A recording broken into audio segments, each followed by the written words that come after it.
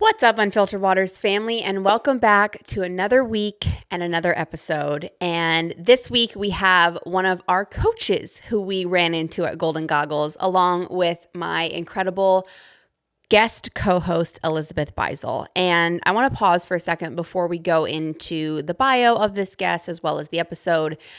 So the swimming world was a bit rocked the last 3 days. We found out that Emily Klee, formerly Bruneman's, diagnoses is now stage 4. So she has been diagnosed with stage 4 metastatic breast cancer. And to say that this news is heartbreaking is an understatement. It's not even something that can be put into words. And I actually had the pleasure of swimming with Emily out in California back in 2011 and 2012. And she is one of the strongest people as well as athletes that I've met. And I don't even know if it's something that anyone can truly process, but we all need to help from a prayer standpoint, from a positive thought standpoint, from a financial standpoint.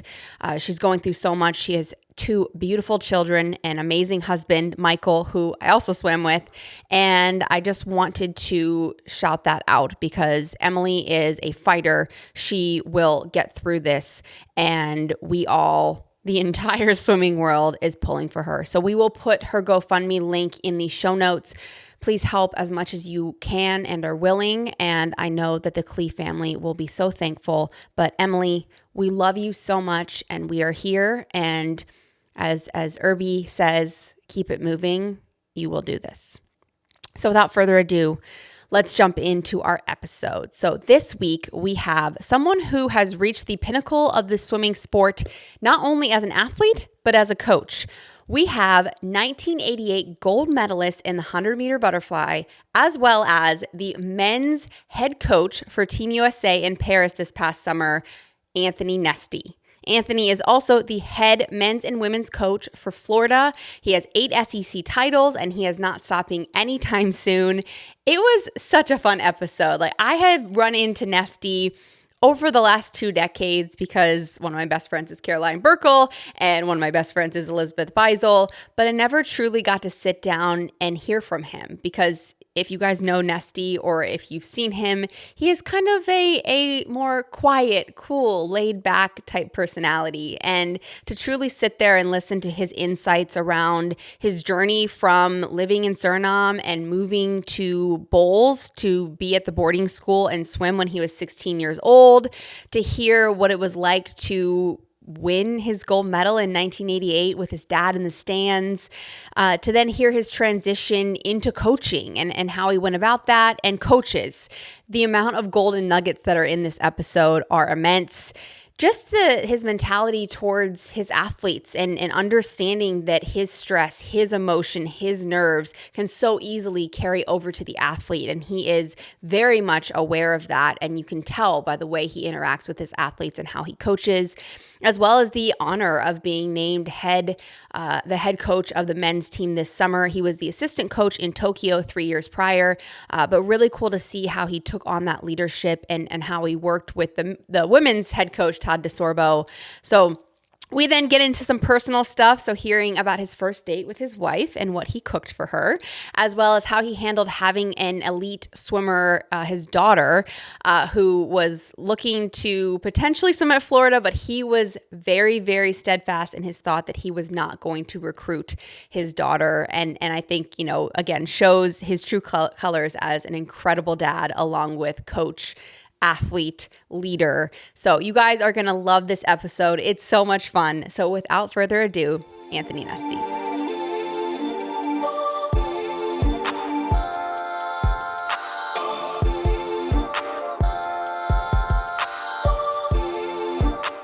Dream Recovery has been a longtime sponsor, and there is a major reason why. Missy and I use just about every single product that they have, from their silk pillowcases to their incredible eye mask to their Dream Tape and now their Dream Tape Plus. We cannot get enough. The tape is secure And it comes off super easy in the morning. And y'all know me, I am all about efficiency. So the fact that I'm knocking out some of my lip skincare routine as well as getting an awesome night rest, check all the boxes, and I love it.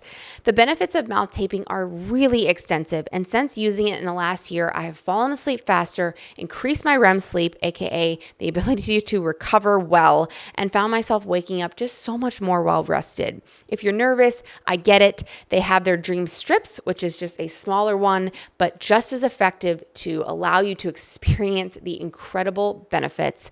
So in this busy world, why would you not take such an easy step to optimize your life? So we've got a special code for you. It's code Unfiltered to give you 30% off your first order or 50% off your first subscription of Dream Tape or Dream Tape Plus. Sleep well. All right, Anthony Nesty, welcome to Unfiltered Waters live from Golden Goggles. Thank you. Thanks for having me. So fun. And I just found out that you are a podcast fan in general, which I love because I feel like not everyone has a love for podcasts. Well, it's something I kind of picked up the last few years.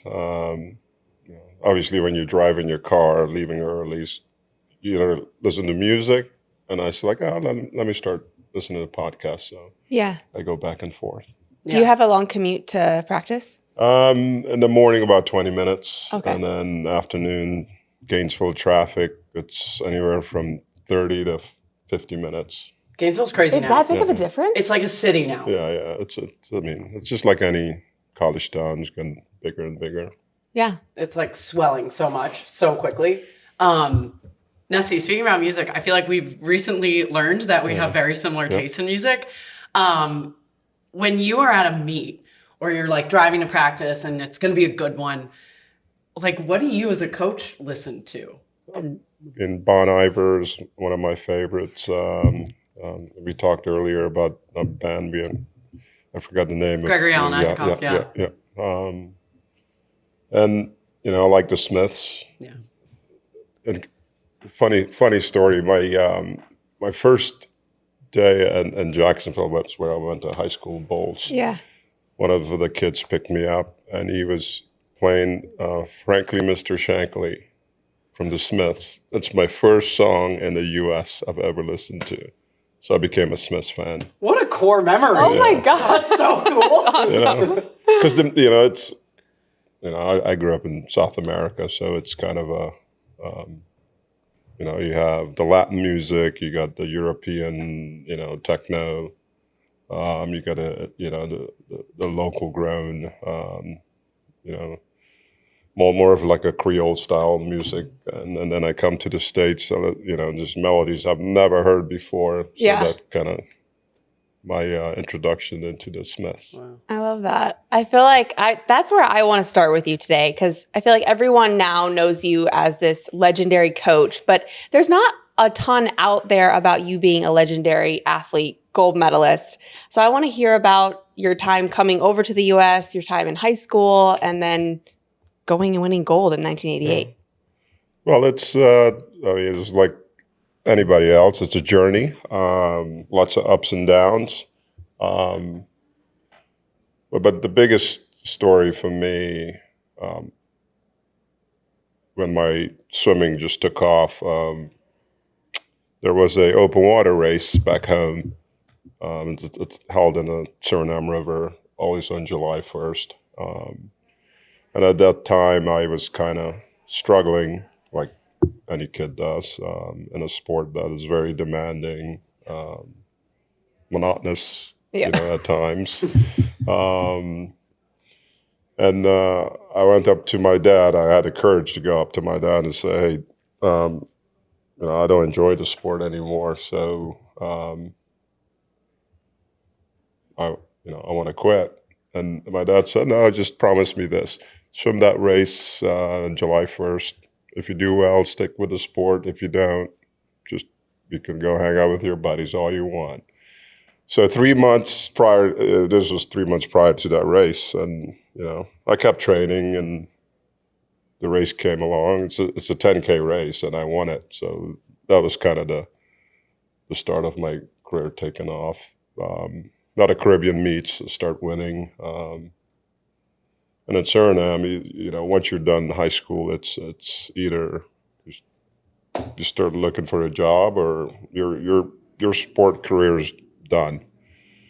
Fortunately for me, I got an opportunity to go to bowls, which was a shocker because I went from 5 days a week, 2 hours practices to 20 hours. Yeah. 20 hours Plus. 20 hours plus a week, weights, dry land. It was hard, but it was fun. Did you want to quit again at No, that no, point?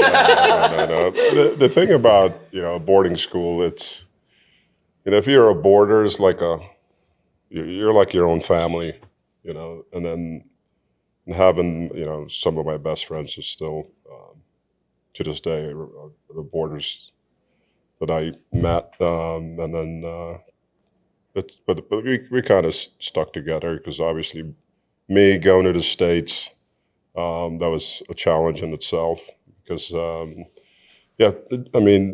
Jacksonville is in Florida, but Jacksonville gets cold, and I had to deal with that, and which was a challenge for sure. But stuck through it and improved from year 1 to year 2, and then the rest was kind of history. How old were you when you went to bowls? 16. So did you do like a full 4-year high school term No, there? I went to bowls my junior and senior year. Okay. And I graduated, took a year off. I wasn't the best student, I should say. But fortunately enough, I got an opportunity to go to Florida, swim at Randy. Yeah. And Randy first and then Skip later. But awesome experiences as somebody from a third world country coming to the States and progressing throughout the years and getting to the level where you're the best in the world. It's a good journey. Do you like talking about or thinking about when you won gold in 1988, or is it something where you're just like, No, I'm moving on? I'm a person. I like to move on from things. Yeah. Because I don't like dwelling on success or I do dwell on failures. I think we all do. Yeah. Yeah. But success, it's a product of you, your hard work. Most people don't talk about this, but the support from your family and friends, that's kind of major in anything you do. Very fortunate to have an awesome family. My friends from back home were awesome too because not many people swim in Suriname, but it's a small knit group, and most of my friends either played basketball or soccer, and those guys. I remember to this day, when I wanted to do what they're doing, they go, "No, dude, just keep swimming." Why do you think they said that? I don't know, because I was very good at it, and they saw that, and when your buddies tell you, "Hey, dude, just keep swimming. Don't worry about us." That helped a lot. Yeah. Because most friends, they would like to, come with us. Let's play soccer. Let's play basketball. But those guys stayed on me to swim. They saw it. It's pretty special. Just thinking back at it, and I tell a story one time. My last day, and I'm going into memory lane. My last day in Suriname prior to me leaving. In Suriname, bikes are kind of, it's like a campus where you have Vespas, the scooters. So as I was leaving, my buddies, they lined up all their bikes, right? It's like it's like a carpet. So they lined up all their bikes and they turned their bikes on as I walked through, get into my dad's car. That's so God. That's so cool. Very emotional deal. Yeah. How often do you get to go back? I try to go back every year. my mom is 86. My dad passed away in 16, but my mom's still in Suriname. I still have a brother and sister in Suriname. Wow. Like visiting. Yeah. No place like home, For sure.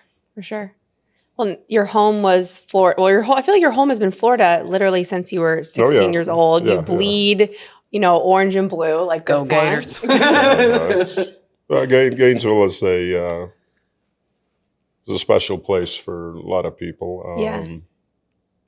The track record of swimming, U.S. swimming, especially at the Olympic level. I mean, Florida's kind of, there are other programs too, but Florida's kind of one of the top. Did you think that you would be a coach when you were swimming there? No. When I graduated, my dad goes, "Congratulations, you are on your own, son." Go get a job. So I got I helped out bowls for a year. And then I coached a club team in Sarasota called Swim Florida. There were only two teams. There were Swim Florida and Sarasota Sharks. That's the big club, coached by Brent Archie, very good friend of mine, very good coach. And so and then and Styx Ballatori was the head coach at Florida. Him and I were good friends back then, and he asked me if I wanted to be a coach. So yes, of course. That's I can make the Gatorade. I could, I could be the manager. You let me know. So I of course I said yes, and I started June 1st, 98. Yeah. Wow. Been there ever since. Been there ever since. So wait, at what point did you meet your wife, and when did Lily come along? Because when I was swimming at Florida, Lily was little. Oh, that is crazy. When I coached at Sarasota, Deanne, she used to coach Sarasota Sharks, and there was a masters team that's swum long course in Arlington Pool, and long course is very I love training long course, and that was the only opportunity we had to train long course. So my group would start at the same time as the Masters, and Deanne used to coach the Masters. So we kind of met at 5 a.m. in Sarasota. You can love someone at 5 a.m. You can love someone. That's when you really know it's love. And but our first date, I remember. We went out, and and I asked her over for dinner, and I cooked these huge shrimp from Suriname, and of course she hated shrimp. She's like, I'm allergic to shellfish. Did she tell you? No, of course not. Yeah. Oh dear. Did you have the shrimp especially shipped in from Suriname? Yeah, of course. Oh my gosh, that's so romantic. Yeah. No, I mean, it's. I don't know if you're allowed to do that these days. Oh. Back then, it worked. No, but it's we met on deck, and married 27 years, and my daughter was born in 2006. Pretty proud of her, because it's it's hard, especially what I do, and very successful at it at one point in time, and as your coach, be the head coach at Florida, people would like to say, "Oh, you need to go to Florida," but I'm happy she didn't pick Florida, because she needs to carve her own way, spread her wings. Yeah. I'm so curious about the transition from being an elite athlete to coaching, because I always said I don't think I would have the patience, because all of us, right, have this intense work ethic. We don't need a coach to necessarily say work hard, but that's not every athlete. How do you manage that? Well, it was hard at first. I don't know who told me, or I just had one of those moments. You have to understand these athletes aren't you. Yeah. And when I understood that, I became a better coach, because at that point you're coaching the individual, and But the tendency is for, athletes, they kind of pick up on their coach's personality, and I think most, if you, people tell me this all the time, when they watch our teams compete, Brent, one of my teammates at Florida, Brent Mitchell, he always says, "Man, those guys compete like you." So that's kind of cool. It's cool to hear because it's what you want to teach them, and the grit, the resiliency of our sport. It's demanding, but most importantly for me, it's just teaching the athletes empathy, because I think the sport is so grueling, demanding, that if you're with a group of athletes who care about each other, it makes things better. Yeah. And you have a better group. One of the best athletes in the world left one program and came to us. After a while, I kind of asked her, "What do you think?" He said, "The attitude of the group." That's the difference. And you take pride in that, because that's not easy to come by, because if you look at so many programs, it's the consistency. You want to have the consistency year in, year out. To have it, you have to have that. Yeah.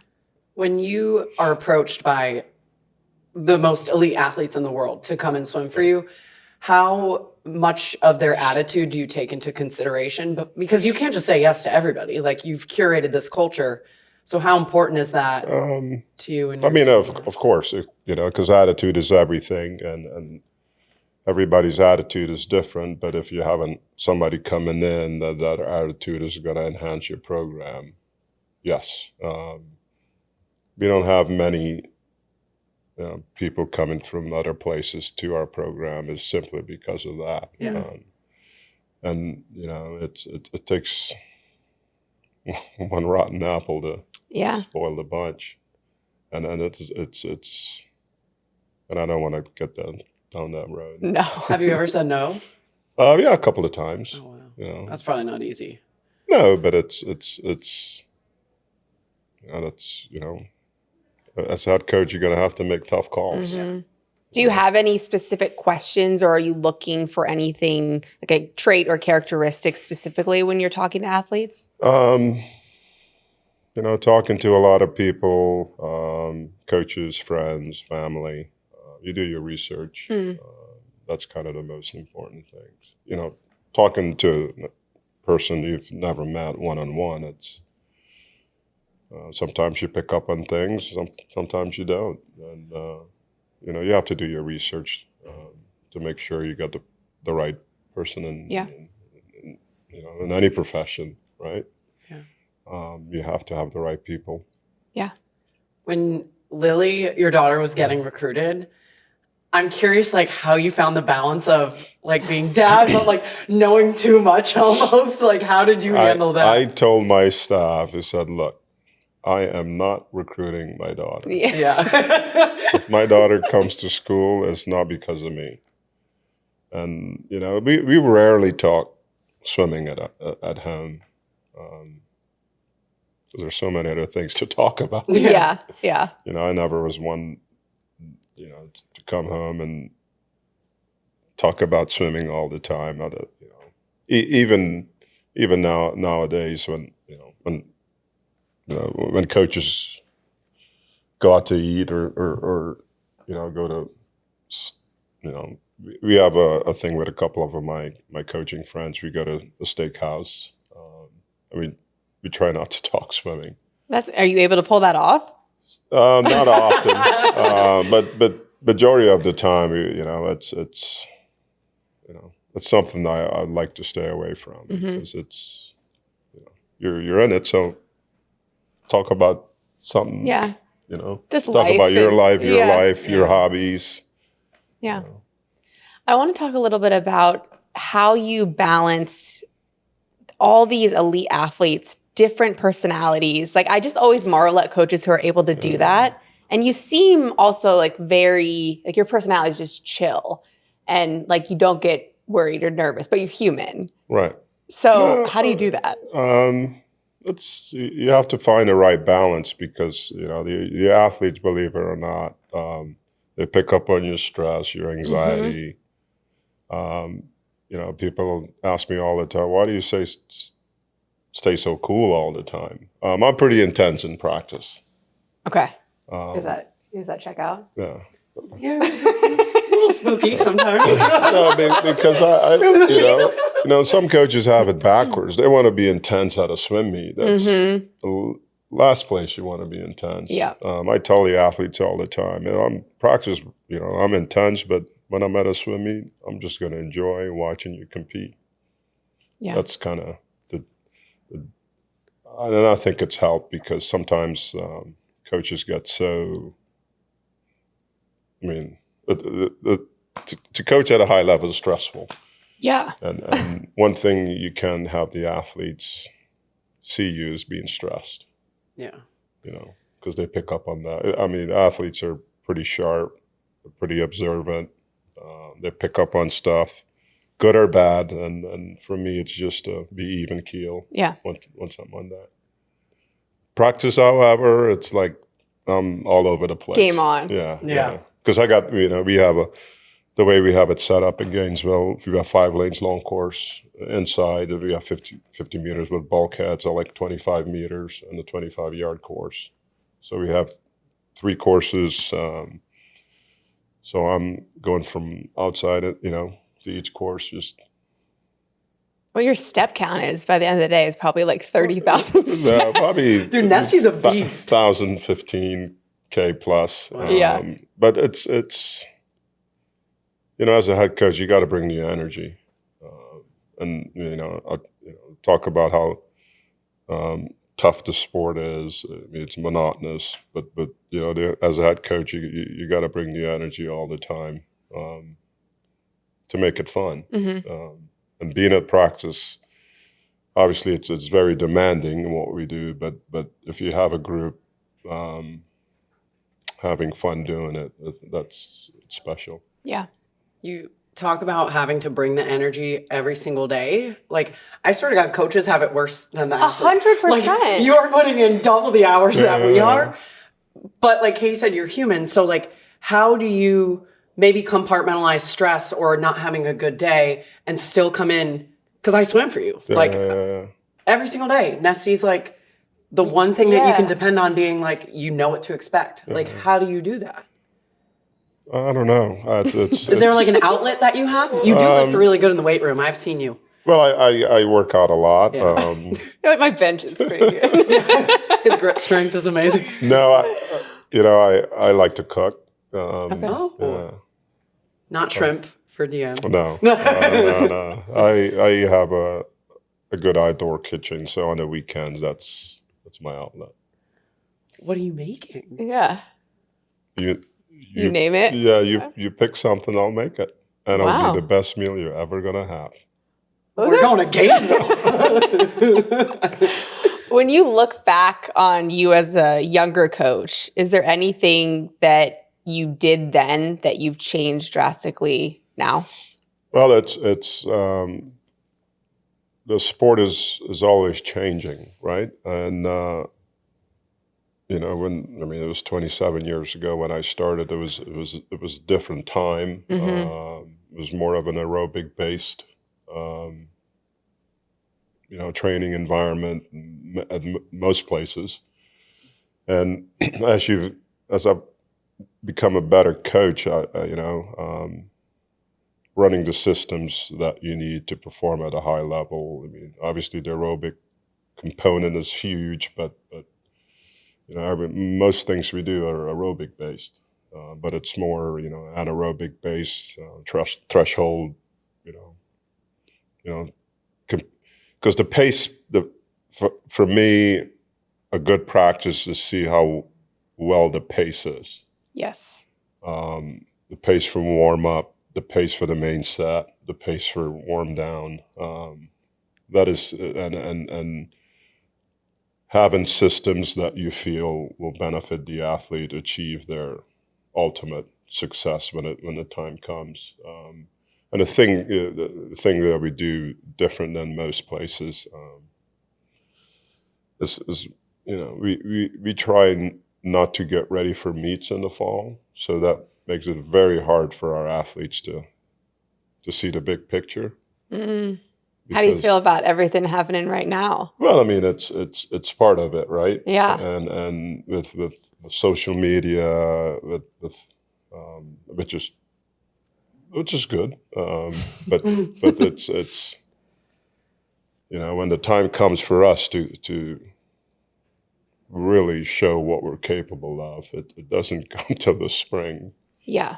So it's hard for our athletes because they see everybody across the country just swimming fantastic. Mm-hmm. It's a credit to the good programs around the country too, and I mean that in itself should inspire our athletes, inspire me to become to coach better and to be aware of how fast the world is going, not only in the States but everywhere. Mm-hmm. But patience is key. Enjoying the process, it's probably the most important thing, because everybody kind of runs their program differently. But for us, it's kind of a waiting game, and when the time comes, it's time to put the pedal to the metal. Yep. True Niagen's mission is all about supporting healthy aging, enhancing cellular health, and improving overall vitality by increasing those NAD+ levels that naturally decline as we get older. So what is True Niagen and how does it help? True Niagen boosts and replenishes your NAD+. NAD+ is a vital coenzyme that is already found in every cell of your body. It plays a crucial role in cellular metabolism by helping turn food into cellular energy. So at the bottom line, True Niagen can enhance your health span and combat age-related diseases, unlocking the secrets to a healthier life. And of course, it's NSF certified for any listeners we have that are actively competing. We have a special code for our wonderful listeners. You guys can use code UnfilteredWaters at your checkout for 20% off. I'm so excited to get feedback from you guys on this. Katie and I have noticed a huge difference while using it, and we're so thankful for the wonderful sponsorship of True Niagen. I feel like that's something that, I mean, I've known you forever. Caroline Burkle is one of my best friends. Like, you guys have this unwavering patience and just ability to trust. And I've always admired that. Like, you could be going, I mean, I've seen you go like 20 seconds off your best time in the 400 IM, but then you're like, no, this will work. Yeah. And I imagine that obviously that starts from the top. But you have to, anytime you speak to the group, it should be genuine. Yeah. And I have to see that you know what the hell you're talking about. Yeah.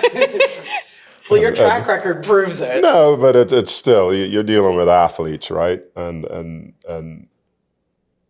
for a swimmer, doubt is always doubt, fear. It's always there. Yeah. But as the head coach, you can't be fearful. You can't have doubt. You must trust the process. Yeah.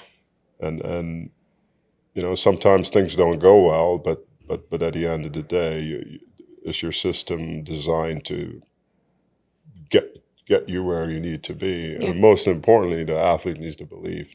Yeah. In that process. Yeah. That's why, if you look at across the board, great performances, you always have great communication between the athlete and coach. That is probably the single most important thing. You look at any athlete that performed, that if that trust isn't there, it's not going to happen. Yeah. 100%.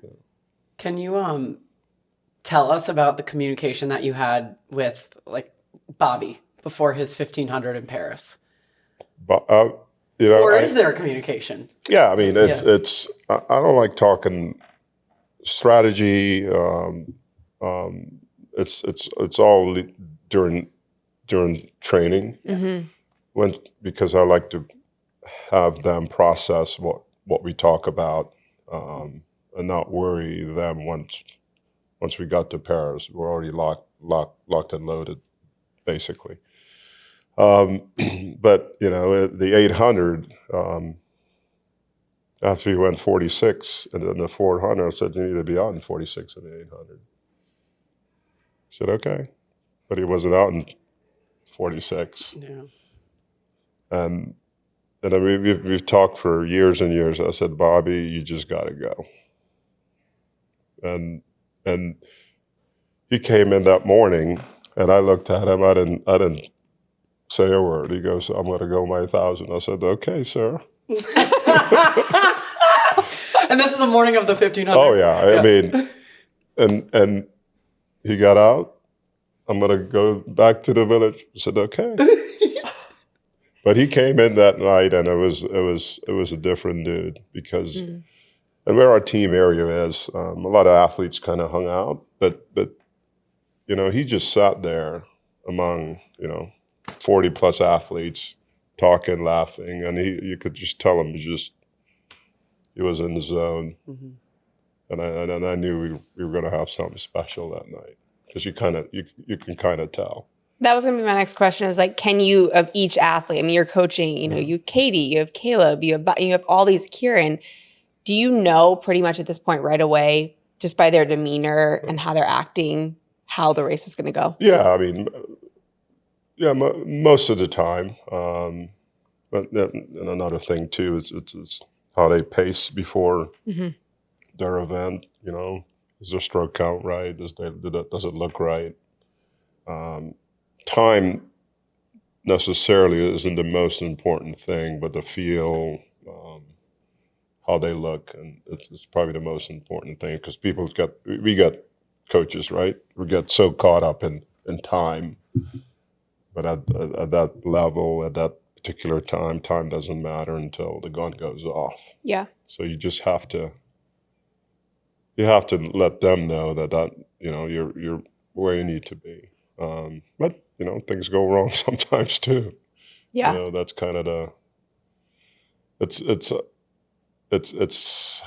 when things don't go as well as you would like, how do you respond, your next event?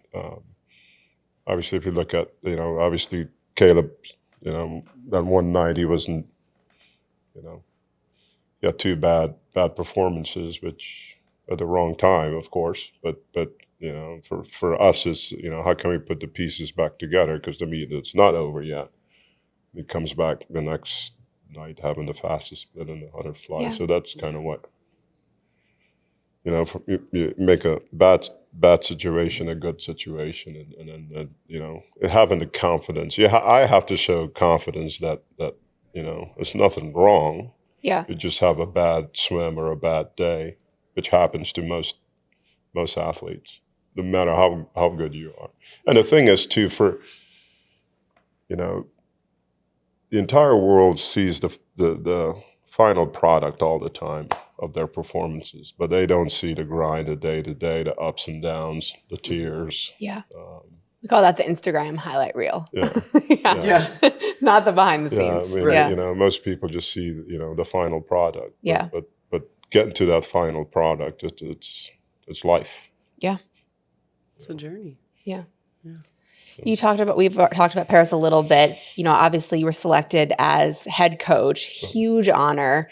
How difficult was that to go in and be essentially the leader, the CEO of the team? Right.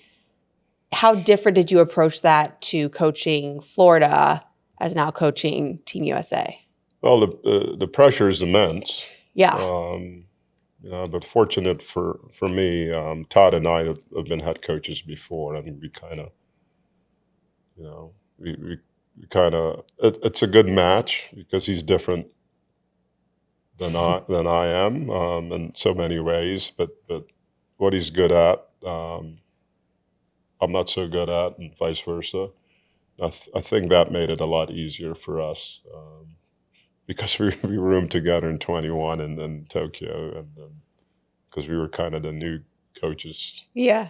coming up through the ranks, and having somebody like that who you can trust, and then we kind of, he said something at trials the first day the whole team got together. He goes, Nesty and I are the same because we both like to win. That is 100%.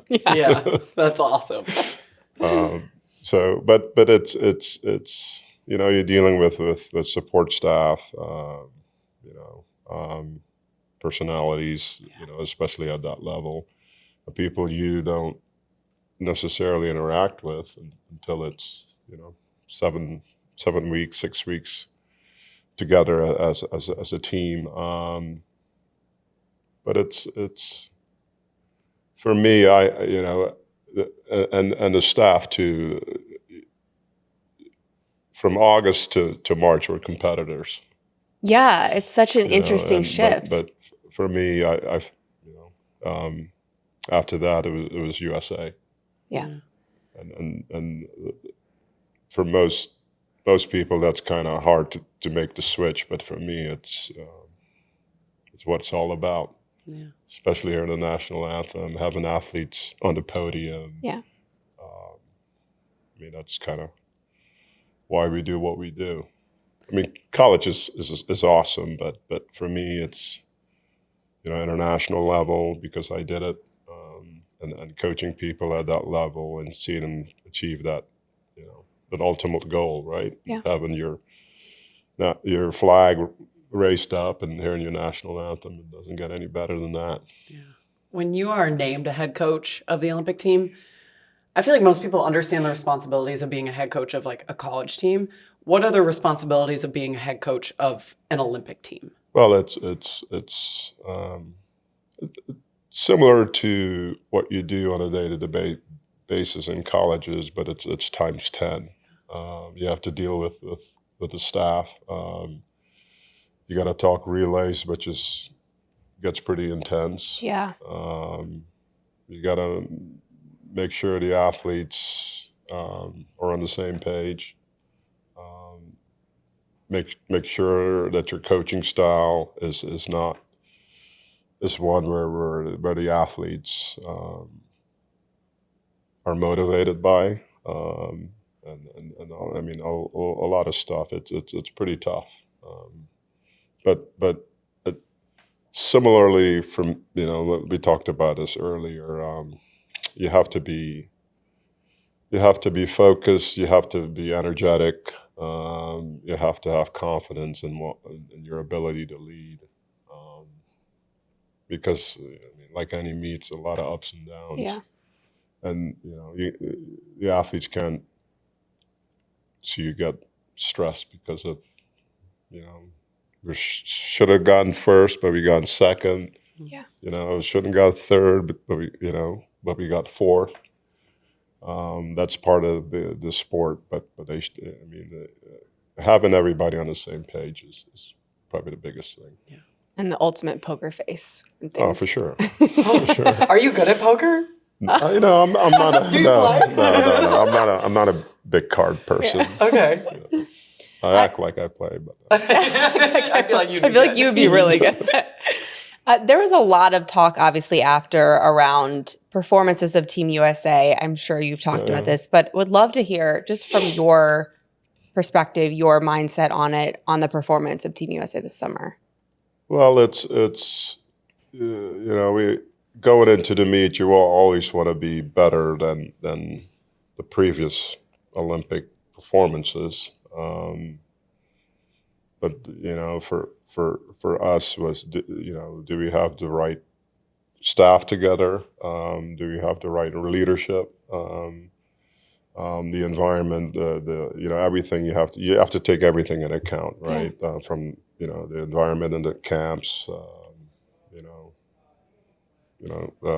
Cary, Croatia, going into the meet, how comfortable was the village for the athlete, the weather, the bus rides. So many factors. So many factors, and if you look at the performances, it's everybody was, because of many circumstances, the meet started pretty slow for the entire meet. But once people realize that, hey, it's a swim meet, we can't worry about X, Y, and Z. Once they got over that, it seems like the team performed better. But at that level, you have to be good from day one. Yeah. And in our case, to day 9. But it took a while for us to, to hit the performances that we. Another thing too, we got a lot of, just like I said before, a lot of 4th places instead of 3rd, a lot of 3rds instead of 2nd, a lot of 2nds instead of 1st. So we lost a lot of close races. Is it because we weren't prepared? No, we were prepared. It's just the little things at that level mattered. And, but it was a good experience. Could we have done better? Of course. But also, you look at the sport, you have a lot of athletes who are younger, performing at a high level, and we have to get them to the level where they can compete for, Olympic medals, world records. That is the next step for United States swimming. Yeah. How do you think over the next 4 years, what do we need to do to set ourselves up for the ultimate success for the home Olympics? I mean, everything comes from the top, right? The one message is to get to the level we need to be at, you have to be able to carry from year 1 into year 2 into year 3. And I tell our athletes all the time, improvement is the number 1 goal. Can you improve year in, year out? Because in our sport, you have to be able to improve in all facets of the sport. That is the key for us moving forward. It's because most of the athletes that are going to be there in 28, they're probably anywhere from 14 and 18 years old now. And they have to be able to improve from where they're at now until 4 years from now. That's kind of the number one, in my opinion. Yeah. How do we do that? I think just reinforcing that. And as coaches too, you have to self-reflect. Mm-hmm. And it's always, how can I be better for me, and how can I be better for my athletes? And I think that's where we need to be. Yeah, I have no doubt in 28. Oh, we're gonna crush it. Yes, it's gonna be so cool. Well, I think you're heading off to rehearsal, so we'll go into our final 3 questions we asked all our guests. So the first one is, what is a moment or memory inside the sport of swimming that's brought you the most amount of joy? That brought me the most what? Amount of joy. Touching the wall in 88 and watching my dad. My dad was in the stands. You could just see the joy in his face, because it's like I said earlier, it's the support you get from your family, being there with you every step of the way. I wish my mom was there too, but he got to see it in person, and that's probably awesome. Yeah. What's the one thing outside of swimming that's brought you the most amount of joy? Watching Lily being born, and to see her just become a young woman, and she was valedictorian of her high school. Wow. That was awesome. I was in San Antonio. My wife calls. Lily was called to the principal's office. I was like, "What did she do?" This is unlike her. And she goes, "Oh, they told her she's valedictorian of the high school." I was like, I just almost dropped my phone. It was just that is awesome. It's amazing. So. All right, last question. What is a word that motivates you on the daily, or serves as a reminder, or serves as something that you really strive to be? a word. I think passion. Because in anything you do, you have to have passion. And if you have passion in what you do, you're going to do it to the best of your ability. Amen. You're the best. You're the best. Thank you so much. Well, thank you. Excited to see you on the blue carpet tonight. Okay. But so appreciate the time. Yep.